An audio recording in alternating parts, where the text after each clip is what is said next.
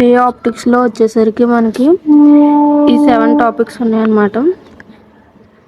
ఇందులో first critical angle గురించి చూద్దాం.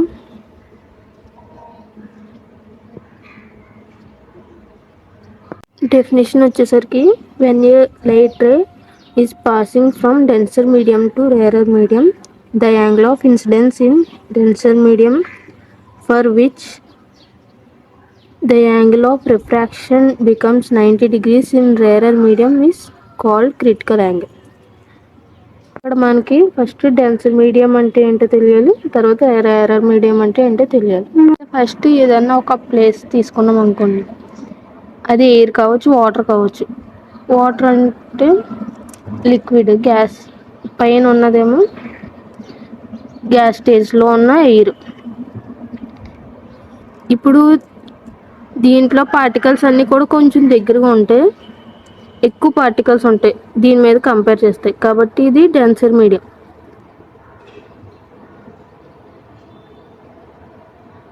ఈ పైన ఉన్నదేమో రేరర్ మీడియం.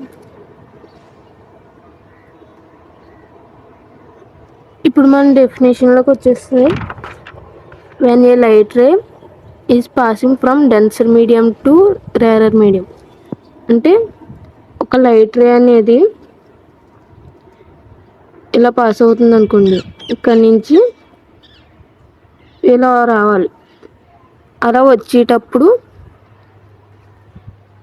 ఉంది కదా, ఆ సర్ఫేస్ దగ్గర ఇది కొంచెం బెండ్ అవుతుంది.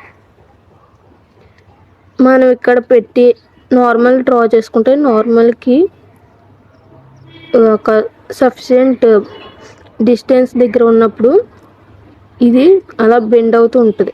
ఇటు నుంచి వచ్చింది ఇలా రిఫ్లెక్ట్ అవ్వచ్చు, ఇలా రిఫ్లెక్ట్ అవ్వచ్చు, ఇలా రిఫ్లెక్ట్ అవ్వచ్చు. నార్మల్ అంటే ఒక స్ట్రైట్ లైన్. మన రే అనేది ఇలా వెళ్ళి ఇక్కడ నుంచి కొంచెం డైవర్ట్ అవుతుందని చెప్పుకున్నాం కదా, అలా డైవర్ట్ అయినప్పుడు ఇది ఇలా మూవ్ అవుతూ ఉంటుంది అన్నమాట. రే ఆఫ్ రిఫ్రాక్షన్ అనేది ఇలా మూవ్ అవుతూ ఉంటుంది. ఇటువంటి ఒక పర్టికులర్ స్టేట్లో మన రే అనేది కంప్లీట్గా ఎలా మూవ్ అయిపోయి మన ఏదైతే హారిజంటల్ సర్ఫేస్ ఉందో ఆ సర్ఫేస్కి ఈక్వల్గా వచ్చేస్తుంది అన్నమాట. అప్పుడు ఇక్కడ యాంగిల్ ఆఫ్ డిఫ్లెక్షన్ అనేది I = 90 degrees అయిపోతుంది. అప్పుడు ఏదైతే ఇక్కడ యాంగిల్ ఆఫ్ ఇన్సిడెన్స్ ఉందో ఈ యాంగిల్ అనేది క్రిటికల్ యాంగిల్కి ఈక్వల్ అవుతుంది అన్నమాట. డెఫినేషన్ ఏంటంటే మనకి when a light ray passing from denser medium to rarer medium at which the angle of deflection becomes 90 degrees is the critical angle. ఎక్కడైతే యాంగిల్ ఆఫ్ డిఫ్లెక్షన్ అనేది 90 degrees అవుతుందో ఆ particular సిచ్యువేషన్లో ఉన్న ఇన్సిడెంట్ రే ఏదైతే ఉందో ఇక్కడ మేక్ అయ్యే యాంగిల్ టీటానే యాంగిల్ ఆఫ్ క్రిటికల్ యాంగిల్ అని అంటారు. వచ్చేసరికి టోటల్ ఇంటర్నల్ రిఫ్లెక్షన్, ఇది కూడా కొంచెం క్రిటికల్ యాంగిల్ లాగా ఉంటుంది. చిన్న డిఫరెన్స్ ఏంటంటే ఇక్కడ ఒక పర్టికులర్ యాంగిల్ ఏదైతే క్రిటికల్ యాంగిల్ ఉందో అప్పుడు యాంగిల్ ఆఫ్ డిఫ్లెక్షన్ అనేది 90 degrees ఉంటుందని చెప్పుకున్నాం కదా. ఈ లైట్ రే అనే టీటా యాంగిల్ ఇంకా పెరిగింది అనుకోండి, ఇక్కడ వరకు వచ్చింది అనుకోండి, ఇది ఇంకా రేరర్ మీడియంలోకి వెళ్ళకుండా రివర్స్గా రిఫ్లెక్ట్ అవుతుంది. దాన్ని టోటల్ ఇంటర్నల్ రిఫ్లెక్షన్ అని చెప్తాం.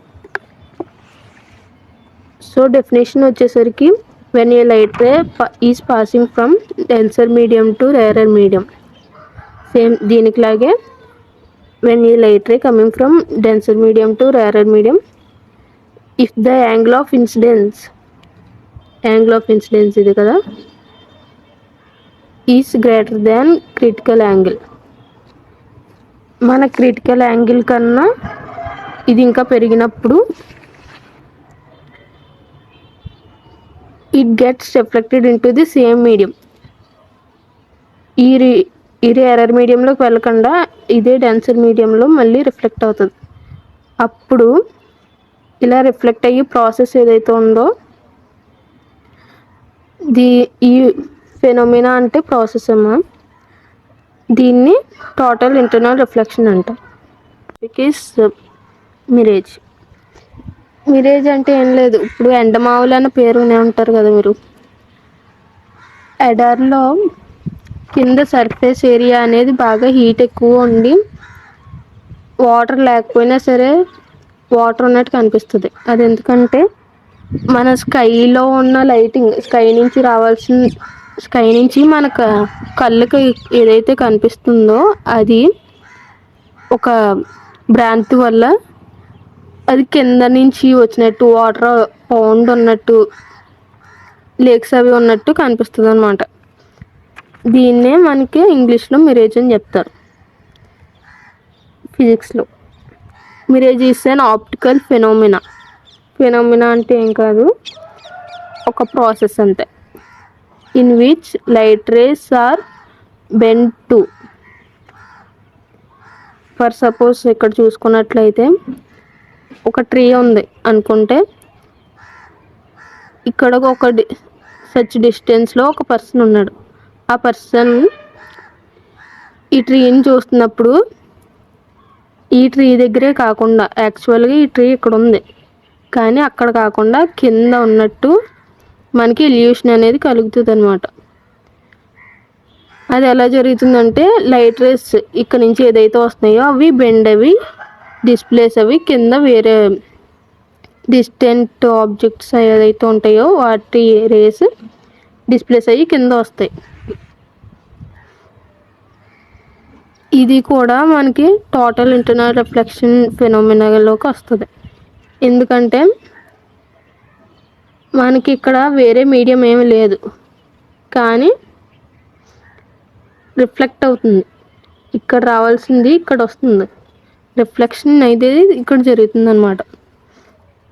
ప్రాసెస్ ఏంటంటే ఇప్పుడు on hot summer days the density of air is less near the ground due to heat.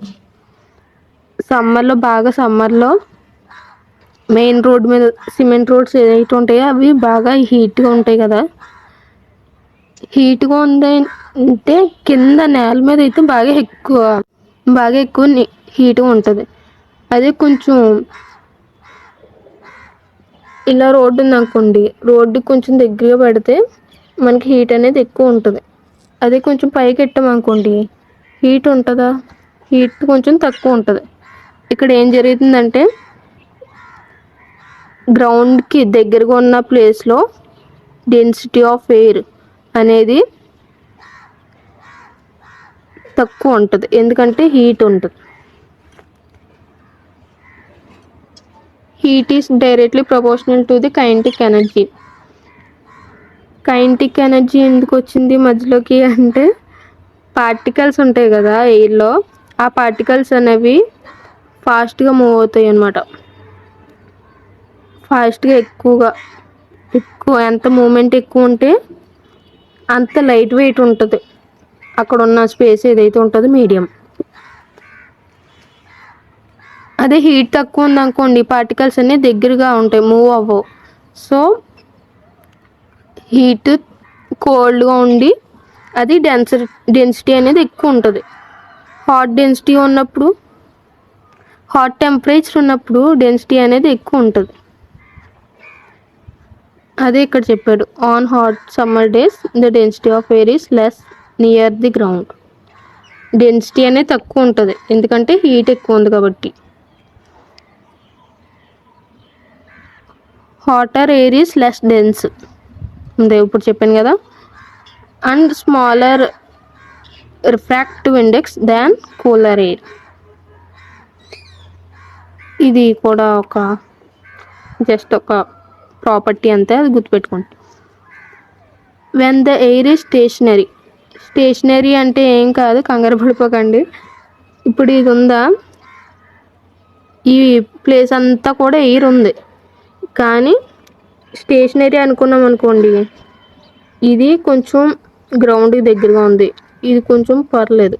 ఇదైతే స్కైలో ఉంది అనుకున్నాం అనుకోండి, ఇది స్టేషనరీయే కదా, ఇదొక పార్ట్ ఇదొక పార్ట్ ఇదొక పార్ట్ ఇలా ఉన్నది కాబట్టి దాన్ని స్టేషనరీ అనుకున్నాం.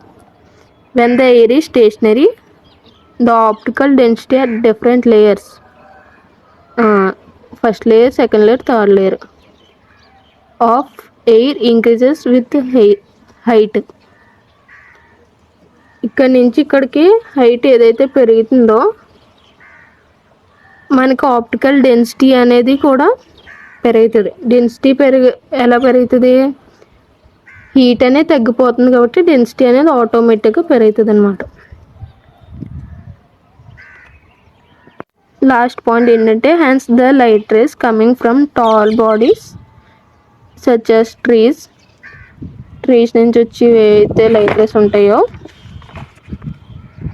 అవి బెండ్ అవుతాయి. నార్మల్ ఇలా ఒక నార్మల్ గీసుకున్నాం అనుకోండి, ఈ నార్మల్ నుంచి కొంచెం బెండ్ అవుతాయి. అలా బెండ్ అవి ఇక్కడ నుంచి రావాల్సింది ఇక్కడ నార్మల్ ఉంది, ఇలా రావాల్సింది ఇంకా ఇటు రాకుండా ఇలా మనకి రిఫ్రాక్షన్ జరుగుతుంది అనమాట. అలా రిఫ్లెక్షన్ జరిగినప్పుడు మనం ఇక్కడ ఉన్నాం కాబట్టి మనకి ఇది ఇక్కడ ఉన్నట్టు కనిపిస్తుంది. దీనికి స్ట్రైట్గా ఉన్న లైన్ ఇదే కదా, ఇక్కడ ఉన్నట్టు కనిపిస్తుంది. ఇన్వర్ట్ అయిన ఇమేజ్ అనేది మనకు కనిపిస్తుంది. సో టోటల్ ఇంటర్నల్ రిఫ్లెక్షన్ అనేది ఇక్కడ ప్లేస్ అవుతుంది.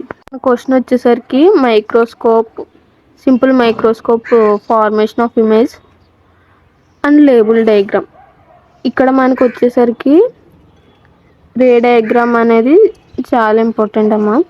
అది కొంచెం డయాగ్రామ్ని మీకు నీట్గా వేస్తే మార్క్స్ ఎక్కువ ఉంటాయి, సరిగ్గా పడవచ్చు.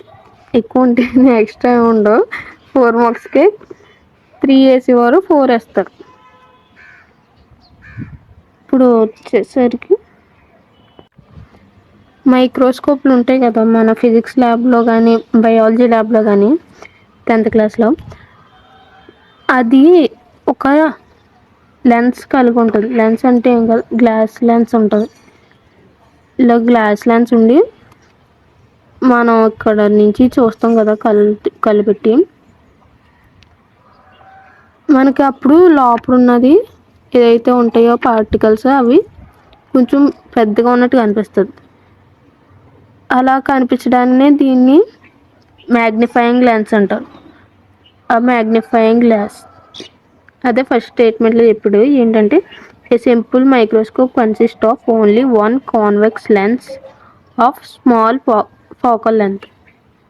It is also called as magnifying lens. ఆ తర్వాత నెక్స్ట్ పాయింట్ ఏంటంటే the object is placed between principal focus F and the optic center of the convex lens. ఇప్పుడు రే డయాగ్రామ్స్ అనేది చూద్దాం. ఒక లెన్స్ అనేది ఎలా ఉంది, ఇలా ఉంటే ఒక స్ట్రైట్ లైన్ అనేది ఉంటుంది. ఆ తర్వాత ఒక ప్రిన్సిపల్ యాక్సిస్ ఇలా హారిజంటల్గా ఉంటుంది. ఇప్పుడు ఈ లెన్స్ ఏదైతే ఉందో ఈ లెన్స్ అనేది ఒక స్పియర్ షేప్లో ఉన్న 2 మిర్రర్స్ని కానీ ఒక మిర్రర్ని కానీ కలిపినప్పుడు వచ్చిన పార్ట్ అన్నమాట ఇది. ఇలా ఒక సర్కిల్ షేప్లో ఉన్న ఒక మిర్రర్ని ఈ షేప్లో కట్ చేస్తే ఈ పార్ట్ అవుతుంది కదా, ఈ పార్ట్ని లెన్స్ అంటారు. సో ఇది ఉంది కదా, ఈ సర్కిల్లో ఉన్న మిడిల్ది ఏదైతే ఉందో అది సెంటర్, దీన్ని ఫోకస్ అని కూడా అంటారు. Every lens has focus point. ప్రతి లెన్స్కి కూడా ఒక ఫోకస్ పాయింట్ అనేది ఉంటుంది. దీన్ని ఎఫ్తో డినోట్ చేసుకుంటున్నాం. ఇంకా ఇదేమో ఆప్టిక్ సెంటర్. ఇటు సైడ్ ఒక ఫోకస్ పాయింట్ ఉంటుంది, ఇది F1 ఇది F2 అనుకున్నామంటే. ద ప్రాసెస్ ఏంటంటే ఇప్పుడు ఒక ఫోకస్ పాయింట్ ఉంది, ఒక ఆప్టిక్ సెంటర్ ఉంది. మనం ఆబ్జెక్ట్ అనేది ఏదైనా ఒక వస్తువుని తీసుకొచ్చి ఇక్కడ ప్లేస్ చేస్తాం. ఇక్కడ ప్లేస్ చేసిన తర్వాత దీన్ని ఆబ్జెక్ట్ పాయింట్ అనుకుంటే,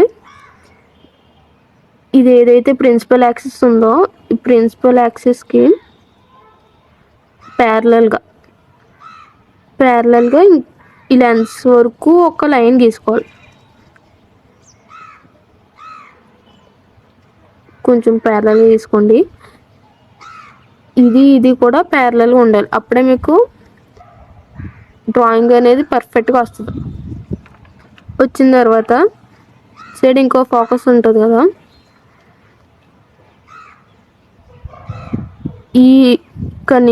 ఇక్కడ నుంచి మనకి ఇప్పుడు నెక్స్ట్ లైన్స్ అయినా వస్తాయి అన్నమాట.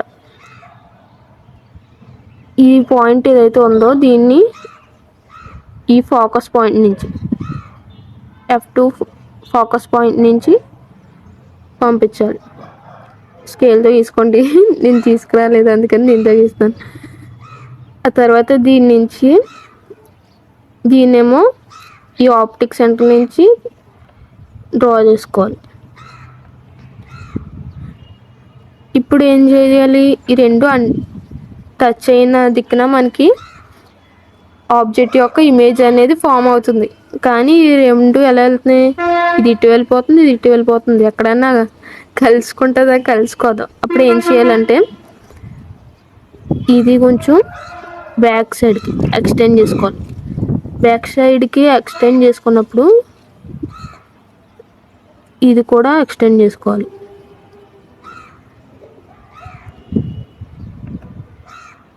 అలా ఎక్స్టెండ్ చేసినప్పుడు ఏదో ఒక పాయింట్ దగ్గర ఈ రెండు లైన్స్ అనేవి కనెక్ట్ అవుతాయి అన్నమాట. అక్కడ అనేది మనకి ఇమేజ్ ఫామ్ అవుతుంది. ఇప్పుడు ఇది ఇమేజ్ కదా, ఈ ఇమేజ్ యొక్క క్యారెక్టర్స్ని మనం నోట్ చేసుకోవాలి. ఏంటి,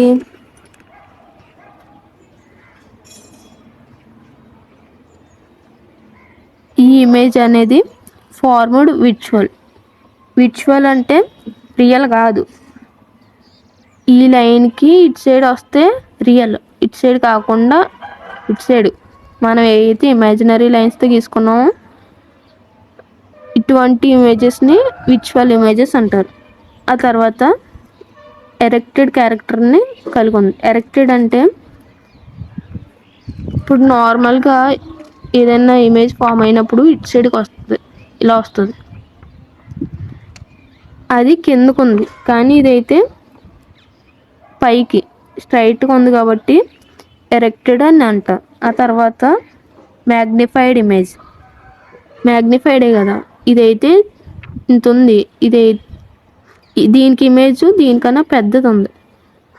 దీని సైజ్ కన్నా ఈ సైజ్ అనేది కొంచెం ఇంక్రీజ్ అయింది కాబట్టి దీన్ని మ్యాగ్నిఫైడ్ ఇమేజ్ అంటాం. అందుకని మనకి మైక్రోస్కోప్లో చూసినప్పుడు ఏ ఆబ్జెక్ట్ అయినా సరే ఇంకొంచెం పెద్దగా కనిపిస్తుంది అన్నమాట. ఇప్పుడు క్వశ్చన్ ఏంటంటే, why the setting sun appears red అంటే ఏం కాదు, ఈవినింగ్ టైంలో సన్ అనేది ఎందుకు రెడ్ కలర్లో కనిపిస్తుంది. సూర్యోదయం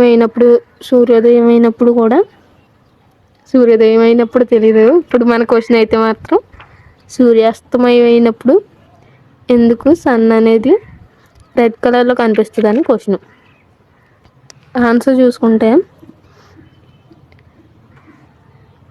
మన స్కైలో మొత్తం పార్టికల్స్ ఉంటాయి. డస్ట్ అవ్వచ్చు, ఆక్సిజన్ అవ్వచ్చు, కార్బన్ డైఆక్సైడ్ అవ్వచ్చు, హైడ్రోజన్, సంథింగ్ ఆ పార్టికల్స్ అన్నీ ఉంటాయి.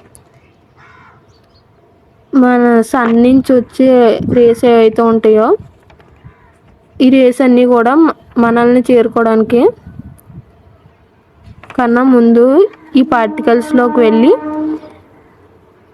అటు ఇటు మూవ్ అవుతుండే ఆ తర్వాత మన దగ్గరకు వస్తుంది అన్నమాట. ఎందుకు అలా మూవ్ అవుతుందంటే ఇప్పుడు ఏదన్నా సరే రే మూవ్ అవ్వాలంటే ఒక మీడియం కావాలి. ఇక్కడ మనకున్న మీడియం ఏంటంటే అట్మాస్ఫియర్లో ఎలాగో యాటమ్స్ ఉన్నాయి కాబట్టి ఆ ఐటమ్స్ నుంచి మనకి మూవ్ అవ్వి మన దగ్గరకు వస్తుంది. అండ్ ఫస్ట్ స్టేట్మెంట్ ఏంటంటే సన్లైట్ ఈజ్ కాంపోజ్డ్ ఆఫ్ 7 కలర్స్. సన్లైట్లో మనకి 7 కలర్స్ ఉంటాయి, రెయిన్బోలో ఉంటాయి కదా, అవే కలర్స్ సన్లైట్లో ఉంటాయి. సన్లైట్ మన అట్మాస్ఫియర్లో ఉన్న పార్టికల్స్లోకి వెళ్ళినప్పుడు, వర్షం వచ్చినప్పుడు ఒక ఫెనోమినా వల్ల అలా రెయిన్బో అనేది ఫామ్ అవుతుంది. సో ఫైనలీ ఏంటంటే సన్లైట్లో 7 కలర్స్ విబ్జిఆర్ అనే కలర్స్ ఉంటాయి. Violet, IndiGo, blue, green, yellow, orange, red. తర్వాత పాయింట్ ఏంటంటే sunlight passes through atmosphere before it reaches. చెప్పాను కదా, సన్లైట్ అనేది మనల్ని చేరుకునే కన్నా ముందు అట్మాస్ఫియర్లో ఉన్న పార్టికల్స్ ద్వారా మూవ్ అవ్వి మన దగ్గరకు వస్తాయి. In evening times when the sun is near the horizon అంటే కాదు, మనం ఉన్న సర్ఫేస్, ఎర్త్ సర్ఫేస్. ఇది ఎర్త్ సర్ఫేస్ అనుకుంటే ఈవినింగ్ టైంలో కొంచెం ఎర్త్ సర్ఫేస్కి దగ్గరగానే కదా ఉంటాడు సన్. ఇలా ఉన్నప్పుడు మనకి పైన ఉన్నాడు అనుకోండి, సన్కి మనకి డిస్టెన్స్ కొంచెం తక్కువ ఉంటుంది. అదే near to the earth surface అనుకోండి, కొంచెం ఎక్కువ డిస్టెన్స్ ఉంటుంది. అవునా, అదే ఇక్కడ చెప్పాడు. In the evening when the sun is near the horizon లైన్కి దగ్గరగా ఉన్నప్పుడు the rays have to travel longer path in atmosphere to reaches. ఎక్కువ ప్రదేశాన్ని అది ట్రావెల్ చేయాల్సి వస్తుంది మనల్ని చేరుకోవడానికి. లైట్ రేస్ ఏవైతే ఉన్నాయో అక్కడి నుంచి వచ్చేవి ఎక్కువ దూరం ట్రావెల్ చేయాల్సి ఉంటుంది. ఆ తర్వాత the dust, smoke and water vapour present in the అట్మాస్ఫియర్లో డస్ట్ ఉంటుంది, పొగ ఉంటుంది, వాటర్ వేపర్ కూడా ఉంటుంది. ఆబ్వియస్లీ ఉంటుంది కదా, వాటర్ వేపర్ వల్లే మనకు రెయిన్ అనేది వస్తుంది. సో ఆ లైట్ రేస్ అవన్నీ ఇవన్నిటిని దాటుకొని రావాలి. అయితే ఆ టైంలో మనకి ఏమవుతుందంటే లైట్ రేలో 7 కలర్స్ ఉంటాయి అనుకున్నాం కదా, ఆ లైట్ కలర్స్ అన్నీ కూడా స్కాటర్ అవుతాయి. స్కాటరింగ్గా ఉంటే ఏం కాదు, ఇలా ఒక పార్టికల్ దగ్గరికి ఒక లైన్ వచ్చింది అనుకోండి, లైట్ రే వచ్చింది అనుకోండి, దీన్ని గుద్దుకొని వైబ్రేట్ అవి ఇటు నార్మల్గా కాకుండా 360 డిగ్రీస్కి ఎవాపరేట్ అవ్వడాన్ని స్కాటరింగ్ అంటారు. ఆ తర్వాత differently depend on their wave lengths. దీనికి ఒక వేవ్ లెంత్ ఉంటుంది, దీనికి ఒక వేవ్ లెంత్ ఉంటుంది. అలా ఈచ్ కలర్కి ఒక్కొక్క వేవ్ లెంత్ ఉంటుంది. ఆ వేవ్ లెంత్కి డిపెండ్ అయ్యి స్కాటరింగ్ అనేది డిఫరెంట్గా జరుగుతుంటుంది అన్నమాట. Scattering is more if wavelength is less. Wavelength అంటే ఇప్పుడు సన్ ఉన్నాడు అనుకోండి, సన్ నుంచి ఒక రే వస్తుంది, ఆ light ray combination of colours VIBGYOR. అన్ని కలర్స్ కాకుండా ఒక సింగిల్ కలర్ తీసుకున్నాం, రెడ్. మనకు రెడ్ కావాలి కాబట్టి రెడ్ తీసుకున్నాం అనుకోండి, వేరే కలర్ అయినా పర్లేదు, ఇవి తీసుకున్నా పర్లేదు, తీసుకున్నాం, అది మనల్ని చేరుకుంటుంది. దీన్ని స్కేల్ మీద రీడింగ్స్ ఉంటాయి కదా, అలా ఈక్వల్ పార్ట్స్ కింద డివైడ్ చేసామనుకోండి,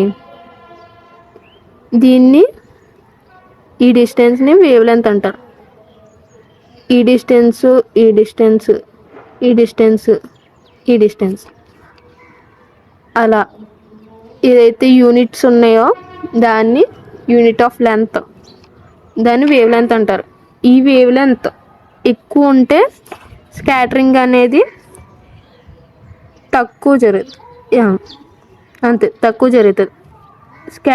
వేవ్ లెంత్ ఎక్కువ ఉంటే స్కాటరింగ్ తక్కువ జరుగుతుంది. ఇక్కడ పాయింట్ ఏం చెప్పాడు, scattering is more if wavelength is less. Wavelength తక్కువ ఉంటే స్కాటరింగ్ ఎక్కువ జరుగుతుంది.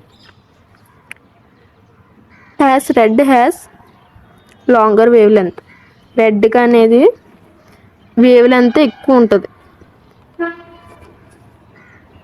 మిగతా కలర్స్ అన్నీ కూడా మనల్ని చాలా ఫాస్ట్గా చేరుకుంటాయి అన్నమాట.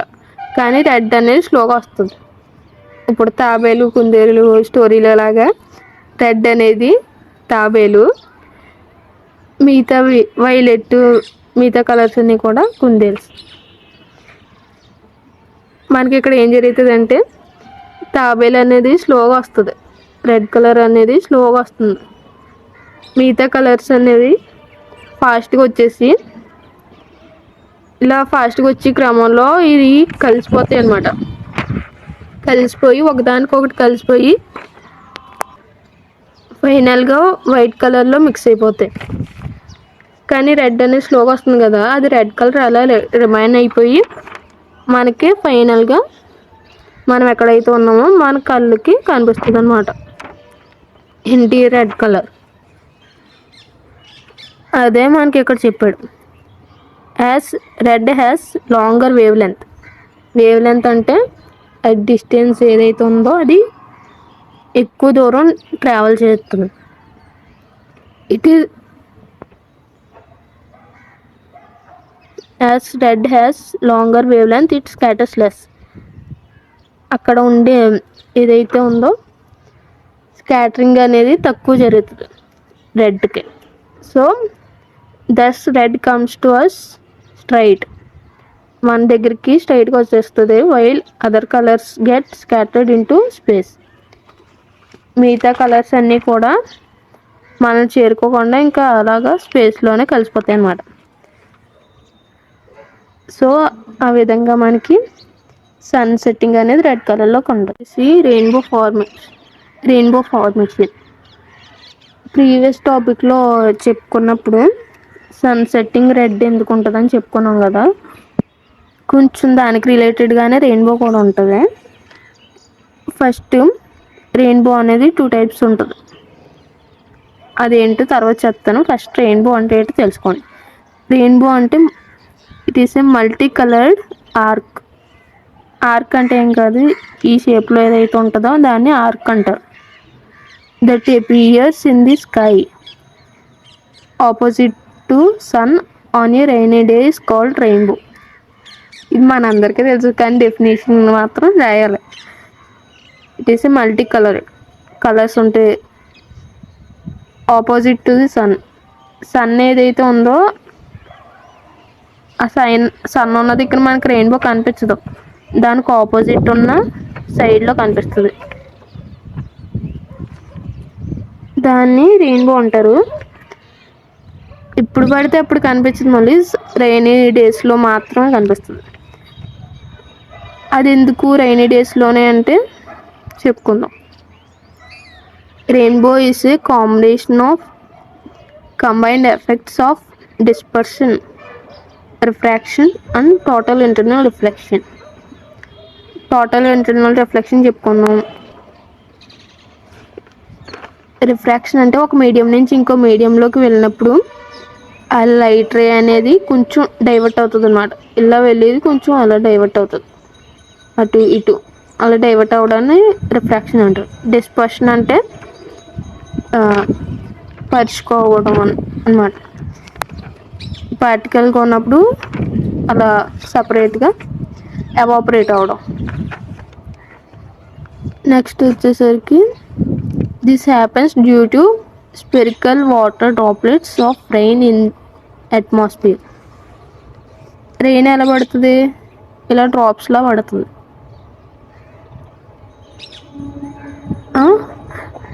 కానీ స్కైలో ఉన్నప్పుడు రెయిన్ అనేది ఇలా డ్రాప్స్గా ఉండదు.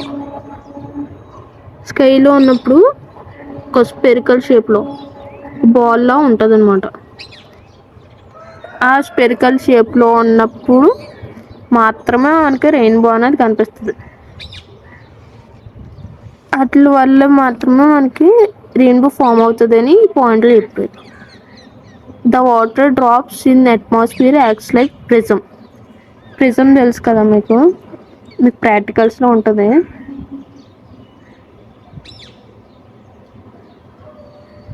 ప్రిజం, ఈ ప్రిజంలోకి లైట్ వచ్చినప్పుడు ఇది డిఫరెంట్ కలర్స్లోకి స్ప్లిట్ అవుతుంది. ఆ విధంగా ఇక్కడ ఉన్న మన డ్రాప్లెట్స్ ఏమైతే ఉన్నాయో ఆ డ్రాప్లెట్స్ అన్నీ కూడా మనకి ప్రిజమ్స్ లాగా యాక్ట్ చేస్తాయి అన్నమాట.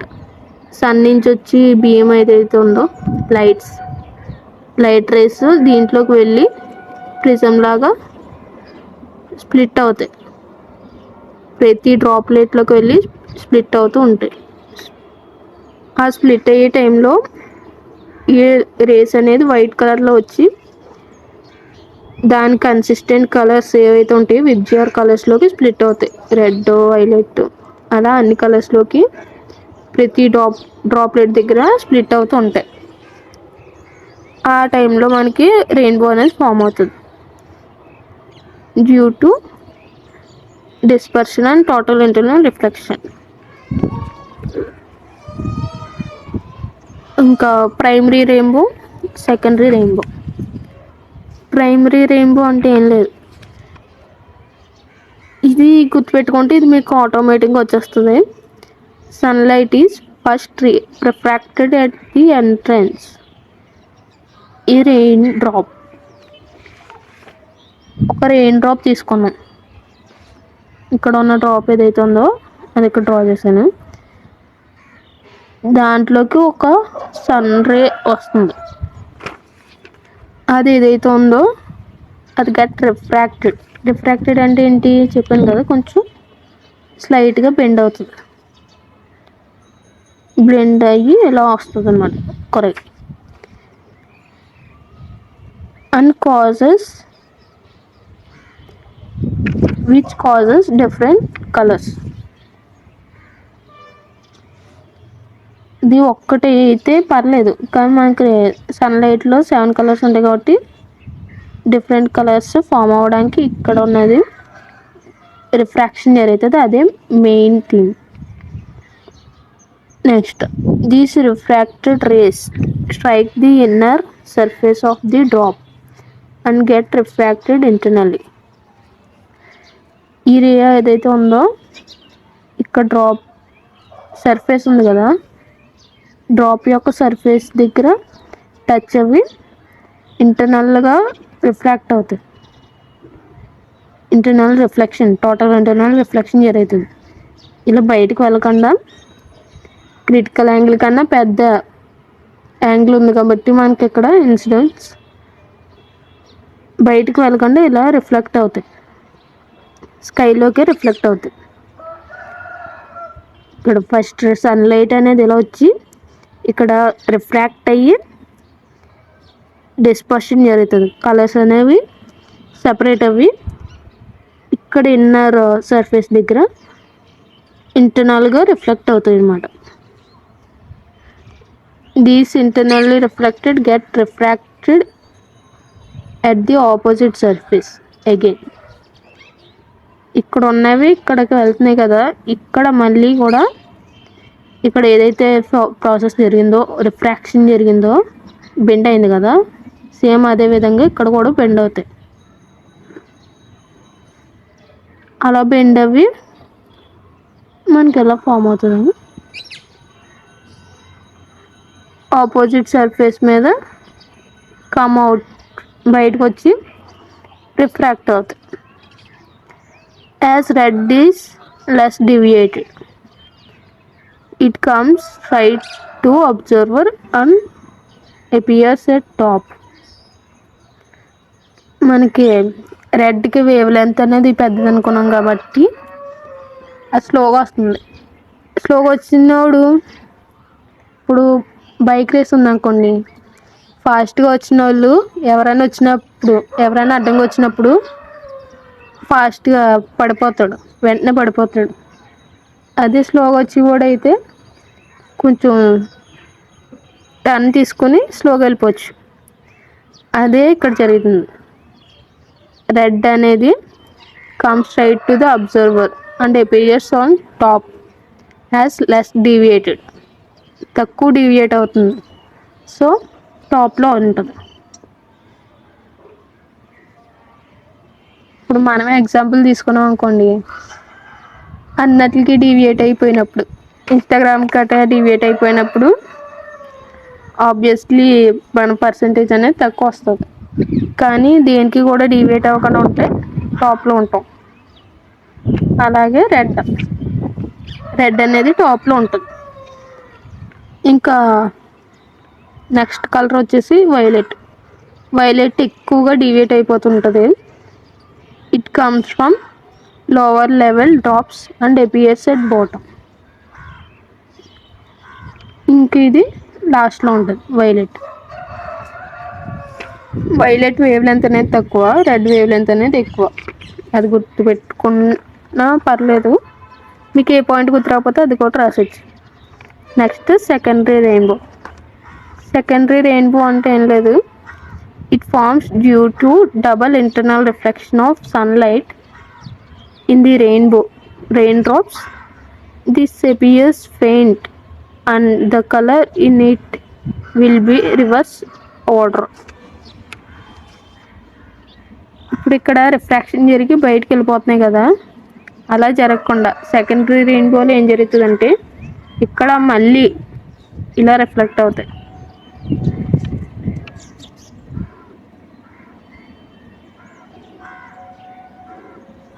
అలా రిఫ్లెక్ట్ అయినప్పుడు ఇక్కడ వైలెట్ కలర్ అనేది టాప్లో వస్తుంది, ఈ రెడ్ కలర్ అనేది డౌన్లో వస్తుంది.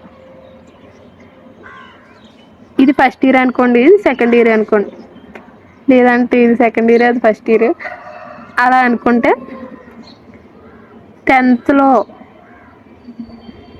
మీ టాపర్లో మీరు కాదు ఎవరన్నా నేనున్నాను అనుకోండి, 10th నేను టాపర్ని అనుకోండి. కానీ ఇంటర్కి వచ్చిన తర్వాత డీవియేట్ అయిపోయి సెకండ్ టోటల్ ఇంటర్నల్ రిఫ్లెక్షన్ జరిగి నేను బాటమ్కి వస్తాను. 10th నా ఫ్రెండ్ ఎవరైతే ఉన్నారో నాకన్నా తక్కువ వచ్చి నేను ఫీల్ అవ్వి టాప్లో వస్తారు. ఫీల్ అవ్వ కాదు, ప్రిపేర్ అవ్వి. అది ఇప్పుడు రెయిన్బో ఏంటంటే పైన వైలెట్ కింద రెడ్ ఉంటుంది, ఇది సెకండరీ రెయిన్బో అంతే. ఇది మేము ప్రైమరీ రెయిన్బో. మోస్ట్లీ ఇదే జరుగుతుంది, ఇది జరగకపోతే ఈ రెయిన్బో అనేది ఫామ్ అవుతుంది.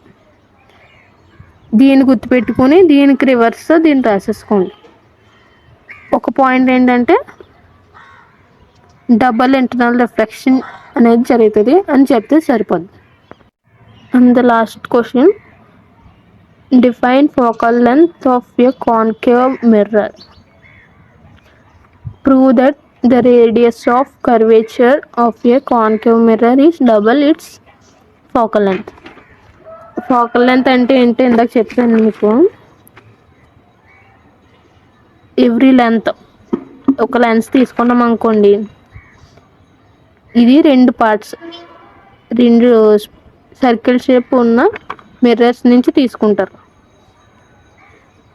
ఈ మిర్రర్కి ఒక మిడిల్ పాయింట్ ఉంటుంది కదా, సెంటర్ ఆఫ్ కర్వేచర్. ఇక్కడ నుంచి ఇక్కడికి ఒక డిస్టెన్స్ ఉంది, దీన్ని రేడియస్ అంటారు ఒక స్పియర్లో చూసుకుంటే. కానీ మనకి ఈ స్పియర్ అంతా చూసుకోవట్లేదు, ఒక లెన్స్ మాత్రమే చూసుకుంటున్నాం. ఇక్కడ ఫోకల్ పాయింట్ ఉంది కదా, ఈ ఫోకల్ పాయింట్కి ఆప్టికల్ పాయింట్కి మధ్యలో ఉన్న డిస్టెన్స్ ఏదైతే ఉంటుందో దాన్ని ఫోకల్ లెంత్ అంటారు. దీనికి డిస్టెన్స్ యూఓ పాయింట్కి ఈ ఫోకల్ పాయింట్కి మధ్యలో ఉన్న డిస్టెన్స్ని ఫోకల్ లెంత్ అంటారు. అదే ఇక్కడ డెఫినేషన్లో చెప్పాడు, ద డిస్టెన్స్ బిట్వీన్ ఫోకస్ ఫోకస్కి and the pole of the concave mirror. ఇందాక మనం చూసుకున్న లెన్స్, ఇదైతే మిర్రర్. మిర్రర్కి లెన్స్కి డిఫరెన్స్ ఏంటంటే, లెన్స్ అంటే ట్రాన్స్పరెంట్గా ఉంటుంది, సైడ్ నుంచి వస్తే అటు సైడ్ కనిపిస్తుంది. కానీ మిర్రర్ అయితే మాత్రం వన్ సైడ్ పెయింట్ కానీ ఏదైనా వేస్తుంటుంది అనమాట, అటు సైడ్కి కనిపించదు. కాన్కేవ్ మిర్రర్ యొక్క కాన్కేవ్కి కాన్వెక్స్కి డిఫరెన్స్ ఏంటంటే, ఇదైతే మిర్రర్ అనుకుంటే ఇది మనకు కనిపించేది, ఇటు సైడ్ పెయింట్ ఉంది. ఇది సరిగ్గా అబ్జర్వ్ చేసి ఉంటే కొంచెం లోపలికే బెండ్ అయి ఉంటుంది. ఇలా బెండ్ అయినప్పుడు కాన్కేవ్ మిర్రర్ అంటారు. లోపలికి బెండ్ అయి ఉన్నప్పుడు కాన్కేవ్. అదే కాన్వెక్స్ అంటే బయటికి బెండ్ అయి ఉంటుంది అన్నమాట. బయటికి బెండ్ అయి ఉంటుంది, పెయింట్ అనేది లోపల వేసి ఉంటుంది.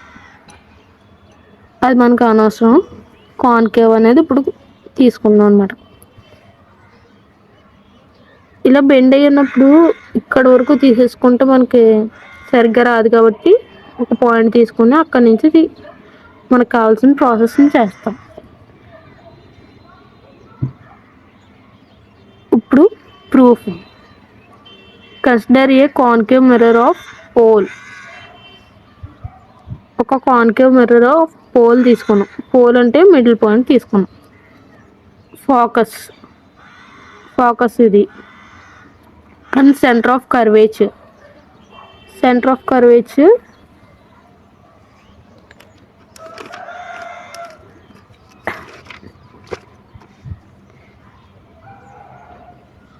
ఇది ఫోకస్ అని చెప్పాను కదా, ఇది సెంటర్ ఆఫ్ కర్వేచర్. దీంట్లో హాఫ్ అనేది ఫోకస్. ఇందాక ఎందుకు చెప్పానంటే మీకు అర్థం అవ్వడానికి చెప్పాను. ఇది సెంటర్ ఆఫ్ కర్వేచర్, ఇది ఫోకస్. దీంట్లో half focus. Center of curvature అనేది మిడిల్ పాయింట్. ఆ తర్వాత consider a concave mirror of pole. Centre of curvature తీసుకున్నాం. When a light ray parallel to its principal axis is incident at M. M అనేది ఇది principal axis కదా. ఒక principal axis, ఈ principal యాక్సిస్కి ప్యారలల్గా ఒక లైన్ అనేది పాస్ చేస్తుంది. అలా పాస్ చేసినప్పుడు ఏమవుతుందంటే, ఈ ప్రిన్సిపల్ యాక్సిస్ మిర్రర్ ప్యారలల్గా ఒక లైన్ M పాస్ చేస్తుంది.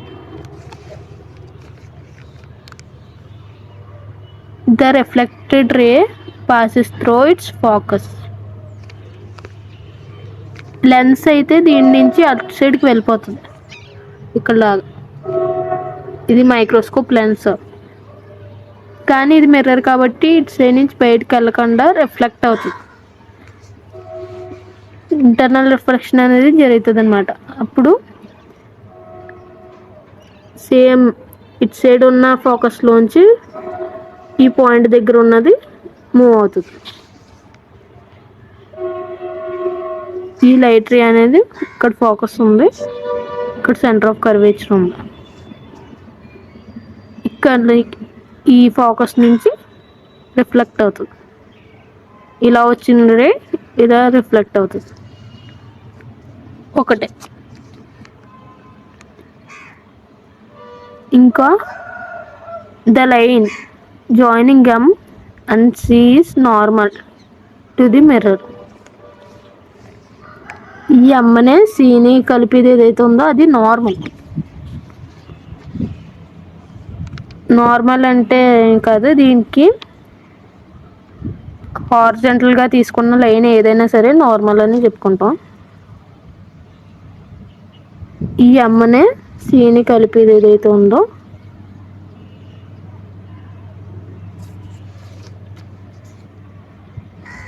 ఈ ఎమ్ని సిని కలిపిన లైన్ ఏమో నార్మల్ లైన్.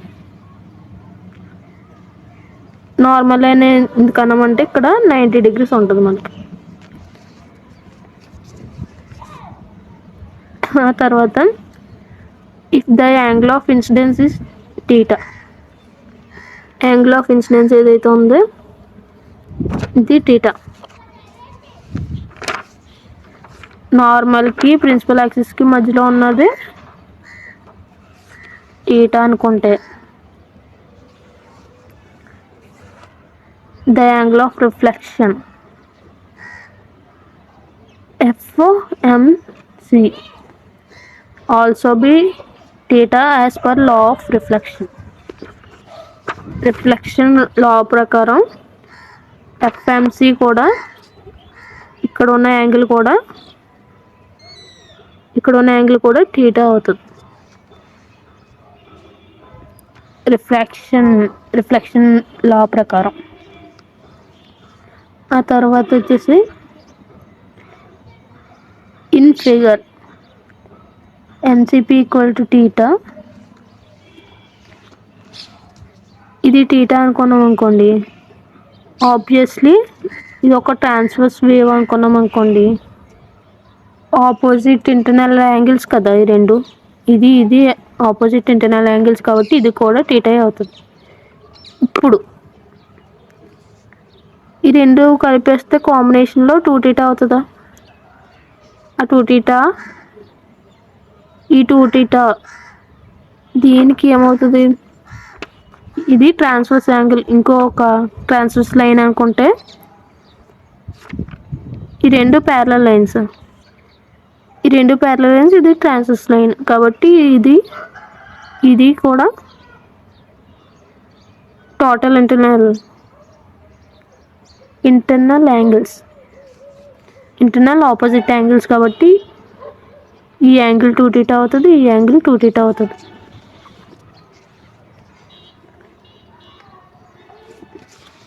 కానీ మనకి ఇది 2θ అని రిప్రజెంట్ చేయక్కర్లేదు, ఇది చేస్తే సరిపోదు. ఆ తర్వాత ఇన్ ట్రయాంగిల్, ఒక ట్రయాంగిల్ తీసుకుంటాం. ట్రయాంగిల్ అంటే పక్క నుంచి ఏం తీసుకోక్కర్లేదు, ఇక్కడ చూసుకుంటే CMD అనే ట్రయాంగిల్ ఉంది కదా, CMD. ఒక D పాయింట్ తీసుకున్నాం, ఈ పోల్ దగ్గర కాకుండా కొంచెం స్ట్రైట్గా ఒక పాయింట్ తీసుకుంటే ఇక్కడ 90 degrees ఫామ్ అవుతుంది. మనకి CMD అని ఒక ట్రయాంగిల్ అనేది డ్రా చేసుకుంటే ఇది రైట్ యాంగిల్ ట్రయాంగిల్ CMD.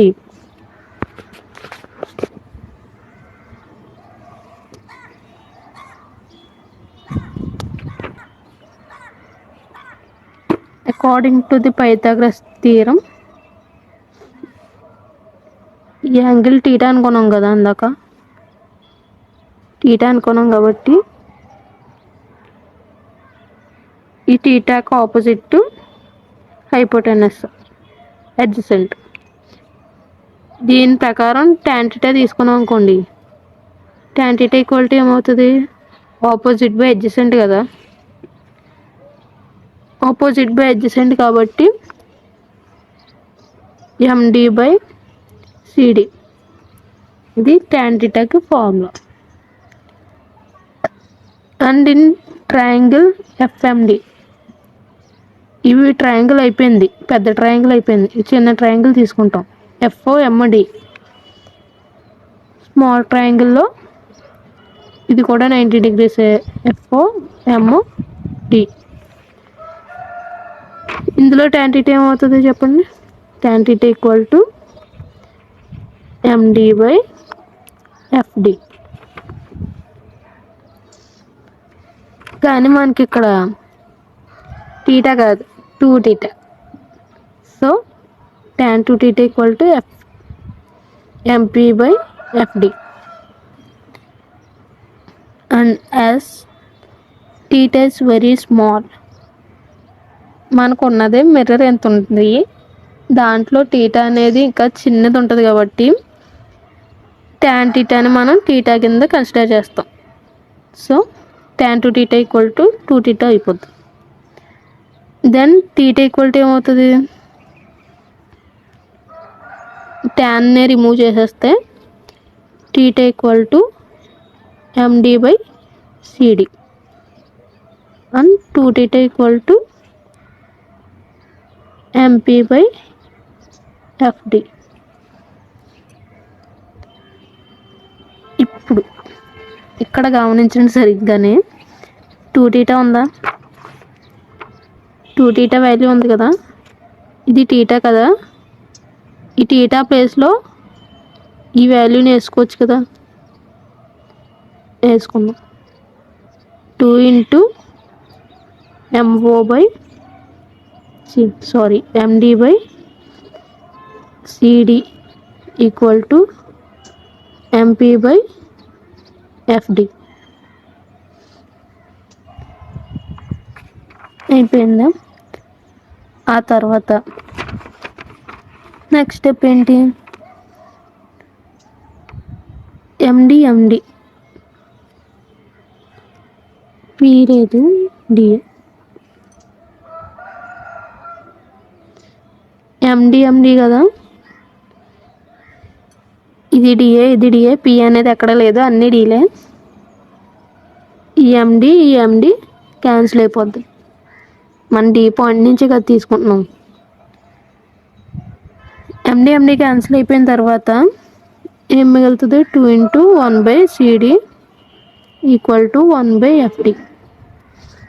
అప్పుడు ఏమవుతుంది, ఇది ఇటు సైడ్కి వస్తుంది, ఇది ఇటు సైడ్ కూడా వస్తుంది.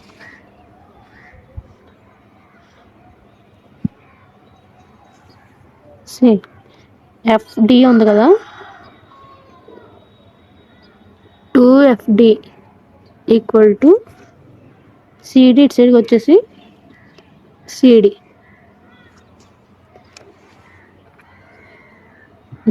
సిడి ఈక్వల్ టు 2FD అదే తీసుకున్నాడు ఇక్కడ, మనకు కావాల్సింది కూడా అదే.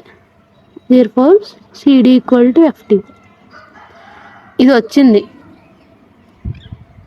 2FD వచ్చింది కదా, అది ఎందుకు, మనకు కావాల్సింది ఏంటి, క్వశ్చన్లో prove that radius of curvature is double to the focal length.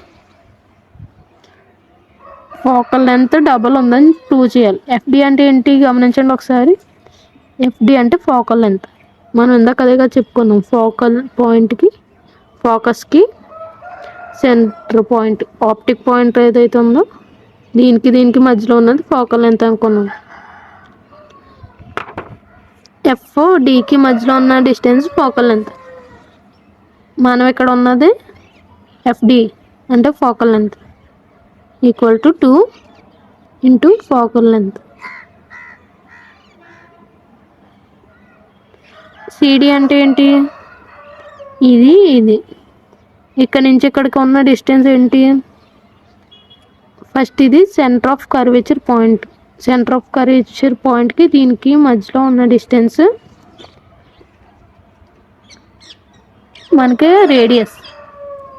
Radius of the mirror. ఆ రేడియస్కి 2 ఇంటూ ఫోకల్ లెంత్ డిస్టెన్స్ అనేది ఈక్వల్ అవుతుంది. సో ఫైనల్గా మనకు కావాల్సింది ఏంటి, radius of curvature equal to 2 into focal length వస్తుంది. దీన్ని ఎక్కడ రాసుకున్నారో పాయింట్స్ కింద మనం వాల్యూస్ అనేది తీసుకొని ప్రాసెస్ మేనేజ్లో రాశారు. ఇది రాసినా పర్లేదు, లేదా నేను చెప్పింది రాసినా పర్లేదు.